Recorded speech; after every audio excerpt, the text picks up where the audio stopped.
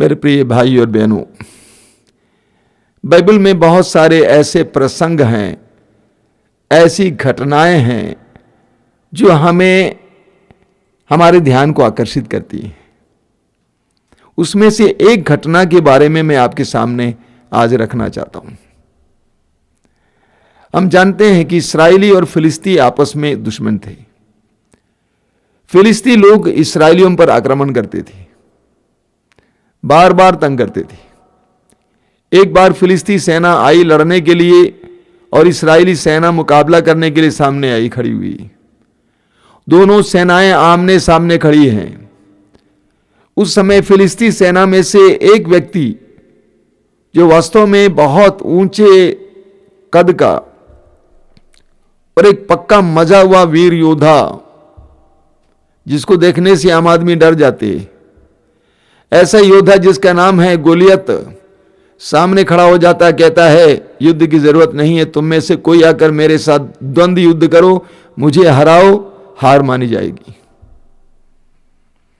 लेकिन इस्राएली सेना में एक भी मैका लाल नहीं निकला कि जाकर उसका मुकाबला करें। युद्ध इसी तरह स्थिर रुका हुआ था, कोई भी आने को तैयार नहीं था। बीच बीच में वो आके ललकारता था, जब वो आके ललकारता था इस्राएली सेना भाग जाती थी।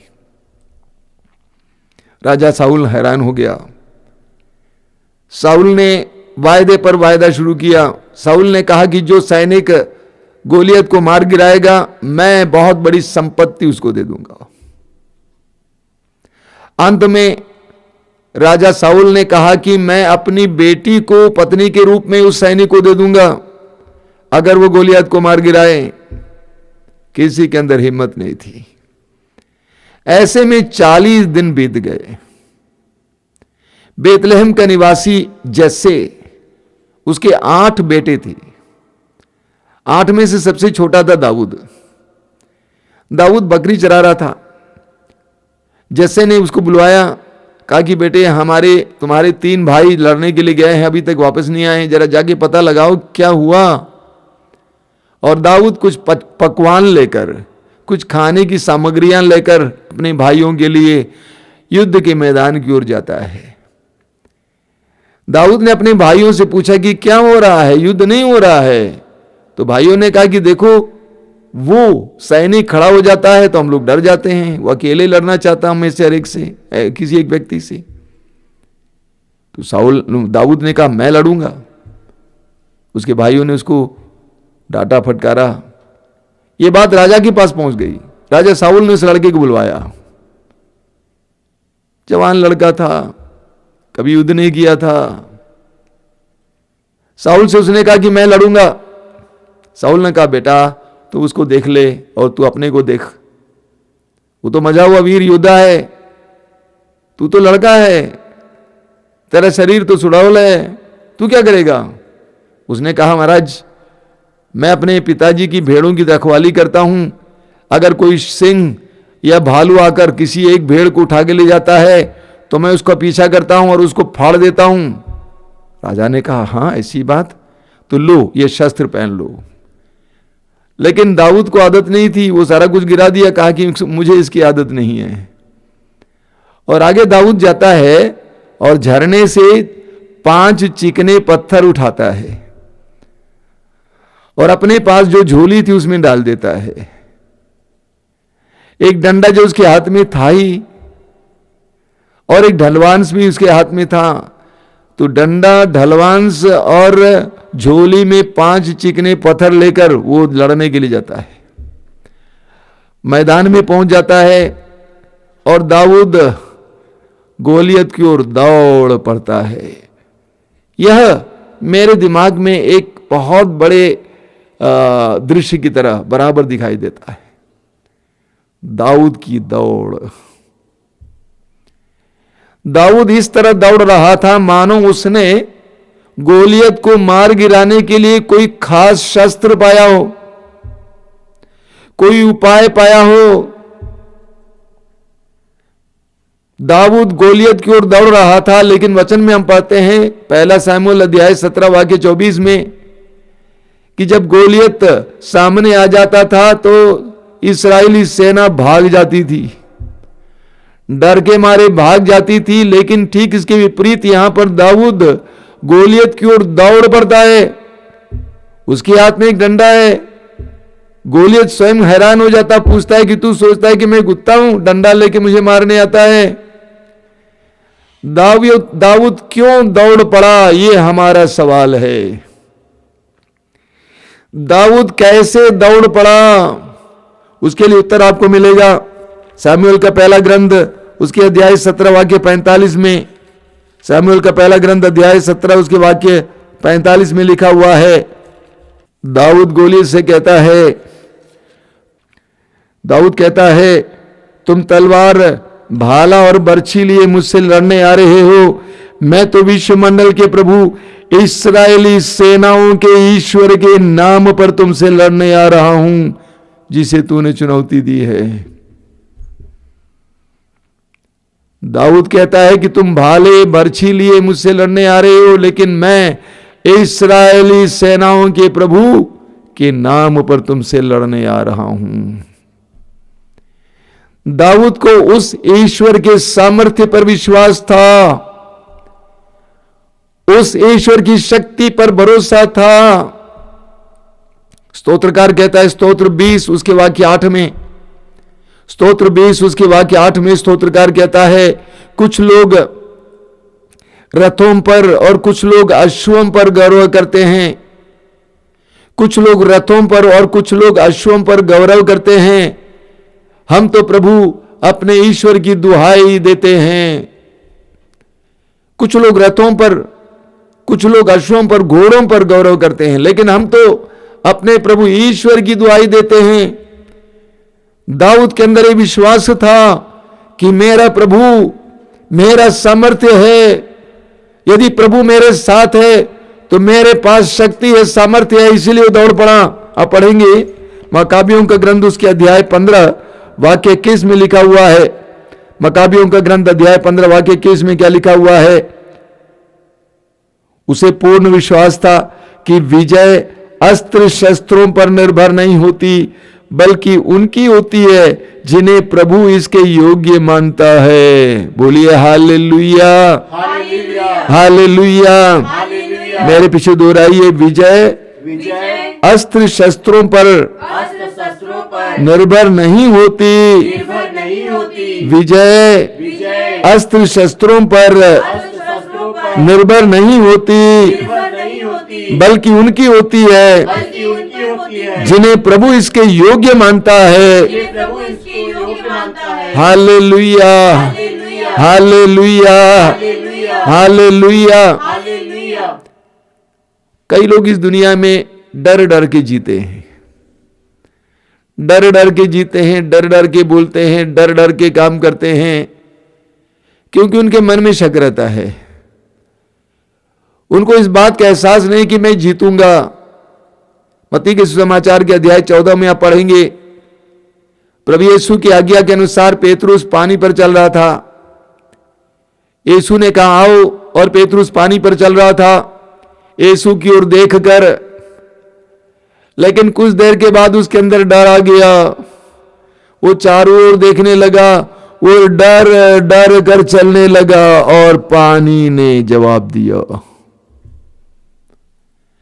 जब तक वो सीधे यीशु की ओर देखकर चल रहा था, हिम्मत के साथ वो पानी पर चला, लेकिन जहां वो डरने लगा वो डूबने लगा।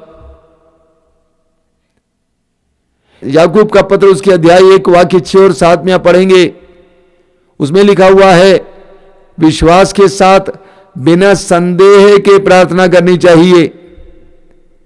विश्वास के साथ बिना संदेह के प्रार्थना करनी चाहिए, क्योंकि जो संदेह करता है वो समुद्र की लहरों की तरह है जो इधर उधर उछाली जाती है। जो संदेह करता है वो समुद्र की लहरों की तरह है जो इधर उधर उछाली जाती है।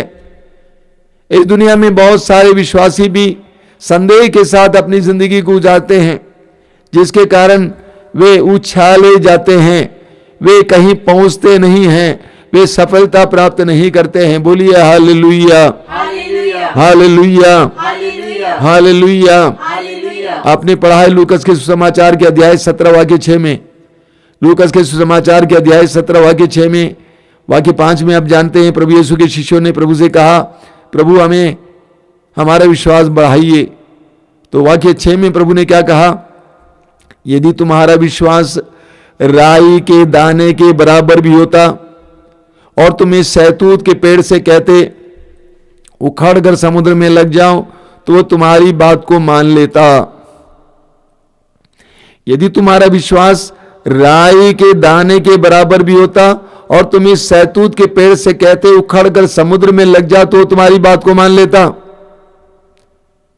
कई अर्थ हो सकते हैं, लेकिन एक अर्थ यह है, प्रभु ये बताना चाहते हैं जो जिसका विश्वास मजबूत है उसके लिए सहतूत के पेड़ जैसी बड़ी बाधा भी एक छोटे झुरमुट की तरह दिखाई देगा। जिसके अंदर विश्वास है वह उस पेड़ को एक छोटे से झुरमुट की तरह देख पाएगा। लेकिन जस्ट ठीक इसके विपरीत जिनके अंदर विश्वास नहीं है, छोटे छोटे पौधों को बड़े बड़े पेड़ों जैसे देखेंगे। आपने देखा नहीं, कई लोग ऐसे होते हैं छोटी छोटी समस्याओं को बहुत बड़ा कर देते हैं। बातचीत के दौरान पता चलता है समस्या बहुत छोटी है, लेकिन उसके अंदर इतना विश्वास नहीं है, विश्वास की कमी है कि वो समस्या उसको बहुत बड़ी जैसी दिखाई देती है।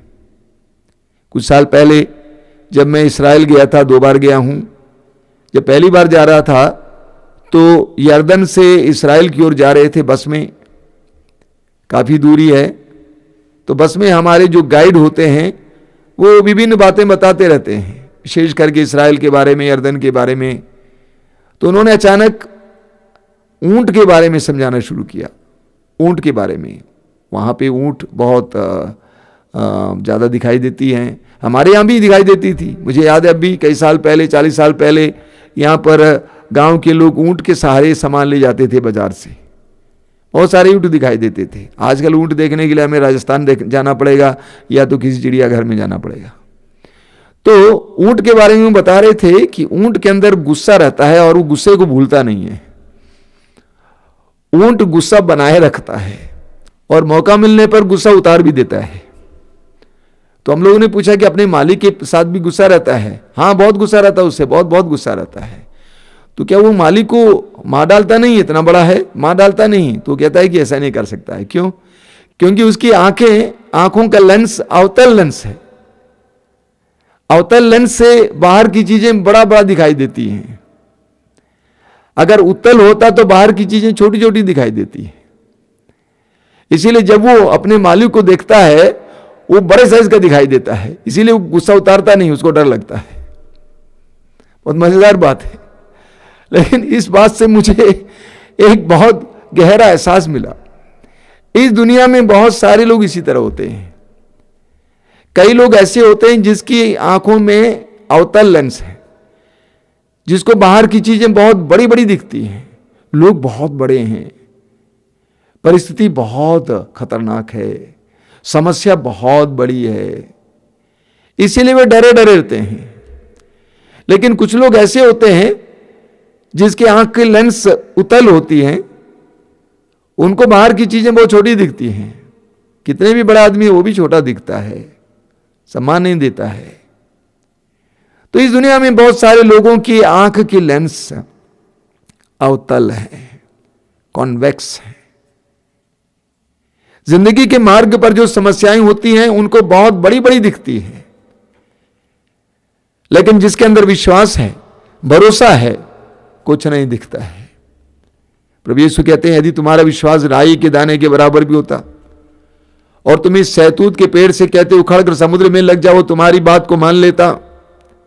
जीवन के मार्ग पर बड़े बड़े पेड़ दिखाई देंगे, अगर तुम्हारे पास विश्वास है वो तुम्हारे लिए छोटे छोटे झुरमुट जैसे दिखाई देंगे। बोलिए हालेलुया, हालेलुया, हालेलुया, हालेलुया। तो दाऊद के अंदर विश्वास भरा हुआ था, सामर्थ्य भरा हुआ था, इसीलिए दाऊद उस गोलियत की ओर दौड़ पड़ता है। हमें पढ़ने को मिलता है नबी हबक्कुक के ग्रंथ के अध्याय 3 उसके वाक्य 19 में, प्रभु ईश्वर मेरा बल है, प्रभु ईश्वर मेरा बल है वह मेरे पैरों को हिरणी की गति देता। देखिए, प्रभु ईश्वर मेरा बल है, वह मेरे पैरों को हिरणी की गति देता और मुझे पर्वत पर चढ़ने का सामर्थ्य देता है। हम इस वचन को दोहराएंगे, मेरे पीछे दोहराइए। प्रभु का वचन कहता है, प्रभु का वचन कहता है, प्रभु ईश्वर मेरा बल है, प्रभु ईश्वर मेरा बल है, प्रभु ईश्वर मेरा बल है, प्रभु ईश्वर मेरा बल है। वह मेरे पैरों को वह मेरे पैरों को हिरणी की गति देता, हिरणी की गति देता, वह मेरे पैरों को वह मेरे पैरों को हिरणी की गति देता हिरणी की गति देता और मुझे पर्वत पर चढ़ने का पर्वत पर चढ़ने का सामर्थ्य देता है। सामर्थ्य देता है। Hallelujah, hallelujah, hallelujah, hallelujah, hallelujah. Hallelujah. बहुत लोग बहुत धीरे धीरे चलते हैं। क्यों धीरे धीरे चलते हैं? डरे डरे डरे डरे। जब हमारे अंदर विश्वास आ जाता है, भरोसा आ जाता है, हमारी गति बढ़ जाती है, हर कार्य में गति बढ़ जाती है। जब संकोच मिट जाता है, संदेह मिट जाता है, हमारी गति बढ़ जाती है। जिसके अंदर संकोच रहता है, जिसके अंदर संदेह रहता है, उसकी गति बहुत धीमी रहेगी, जल्दी नहीं जा पाएगा। कुछ भी कार्य करेगा सोच सोच कर धीरे धीरे चलेगा। उसको संकोच है, उसको डर है। दाऊद दौड़ पाया क्योंकि उसके अंदर ये विश्वास था कि प्रभु ईश्वर मेरा बल है। मेरा बल प्रभु ईश्वर है, मेरी शक्ति अपने शस्त्र अस्त्र में नहीं है। देखिए क्या लिखा हुआ है कि प्रभु ईश्वर मुझे इतना सामर्थ्य देता है कि मैं पहाड़ पर चढ़ सकता हूं। कई युवक युवतियां अपने जीवन के बारे में बहुत ज्यादा चिंतित हैं, सोचती हैं कि होगा कि नहीं होगा, होगा कि नहीं होगा। एक विश्वासी कभी भी ये सवाल नहीं करता होगा कि नहीं होगा। एक विश्वासी प्रभु को मनवाने वाला व्यक्ति है। अगर प्रभु मेरे साथ है तो होगा, क्यों नहीं होगा। पहाड़ पे मैं चढ़ पाऊंगा, मेरा स्वास्थ्य खराब क्यों ना हो, मेरे जीवन में समस्याएं क्यों ना हो, मैं कम पढ़ा लिखा क्यों ना हूं, अगर प्रभु चाहे तो मुझे पहाड़ पर चढ़ा सकते हैं और होगा। अंग्रेजी में कहा जाता है you can if you think you can, यानी आप सोचते हैं कि हम कर सकते हैं तो आप जरूर करेंगे। लेकिन अगर सारी क्षमताएं रखते हुए भी आप सोचने लगते हैं कि मुझसे होगा कि नहीं होगा, तो आप नहीं चढ़ेंगे। नबी हबक्कूक कहता है कि प्रभु मेरे पैरों को बल देता है ताकि मैं पहाड़ पर चढ़ सकता हूं। बोलिए हालेलुया, हालेलुया, हालेलुया, हालेलुया। इस्यास नबी के ग्रंथ की अध्याय 40 में एक बहुत सुंदर वचन है। इस्यास नबी अध्याय 40 वाक्य 30 और 31। जवान भले ही थक कर चूर हो जाएं और फिसल कर गिर पड़ें, किंतु प्रभु पर भरोसा रखने वालों को नई स्फूर्ति मिलती रहती है। वे गरुड़ की तरह अपने पंख फैलाते हैं, वे दौड़ते रहते हैं किंतु थकते नहीं, वे आगे बढ़ते हैं पर शिथिल नहीं होते। बहुत सुंदर वचन है। आप मेरे पीछे विश्वास के साथ दोहराएंगे हालेलुया। जवान भले ही थक कर चूर हो जाएं और फिसल कर गिर पड़े, किंतु प्रभु पर भरोसा रखने वालों को नई स्फूर्ति मिलती रहती है। और एक बार बोलिए, किंतु प्रभु पर भरोसा रखने वालों को नई स्फूर्ति मिलती रहती है। वे गरुड़ की तरह अपने पंख फैलाते हैं, वे दौड़ते रहते हैं किंतु थकते नहीं, वे आगे बढ़ते हैं पर शिथिल नहीं होते। Hallelujah, hallelujah, hallelujah, hallelujah. यीशु की स्तुति हो, यीशु को धन्यवाद, यीशु की आराधना हो। मैंने शायद कई बार आपको बताया है, एक बहुत बड़े वचन के वक्ता हैं, उनका नाम है बेनी हिन। कई वर्ष पहले मैंने उनकी कुछ किताबें पढ़ी। उसमें लिखा हुआ था कि जब वो छोटा लड़का था उस समय बहुत ही दब्बू लड़का था, बात नहीं करता था लोगों से और रूठ जाता था, सामाजिक नहीं था, अन्य लड़कों के साथ घुल मिल कर नहीं पाता था। तो उनका पिता बोला करता था कि इस बालक का क्या होगा, ये कैसा होगा, इसका भविष्य कैसा होगा। लेकिन आप जानते हैं उनको पवित्र आत्मा का अभिषेक मिला। अभिषेक मिलने के बाद पवित्र आत्मा ने उसके अंदर इतना सामर्थ्य भर दिया कि आज शायद संसार में सबसे ज्यादा भीड़ इकट्ठा करने वाला व्यक्ति वो बन गए हैं। जिसको प्रभु का साया प्राप्त है, जिसको प्रभु की शक्ति प्राप्त है, उसकी गति हिरणे की तरह गति होगी। दाऊद को इस बात का एहसास था कि प्रभु मेरे साथ है। दाऊद को पवित्र आत्मा का अभिषेक भी मिला था और उसके अंदर प्रभु का सामर्थ्य था, इसीलिए वो गोलियत से लड़ने के लिए दौड़ पड़ा। बोलिए hallelujah, hallelujah, hallelujah, hallelujah, hallelujah, hallelujah, hallelujah. Hallelujah. और दाऊद के अंदर जो शक्ति थी, जो सामर्थ्य था, वो किसी शस्त्र की शक्ति नहीं थी। उसका भरोसा किसी शस्त्र पर नहीं था, उसका भरोसा प्रभु पर था। प्रभु, उसको ऊपर से शक्ति मिल रही थी।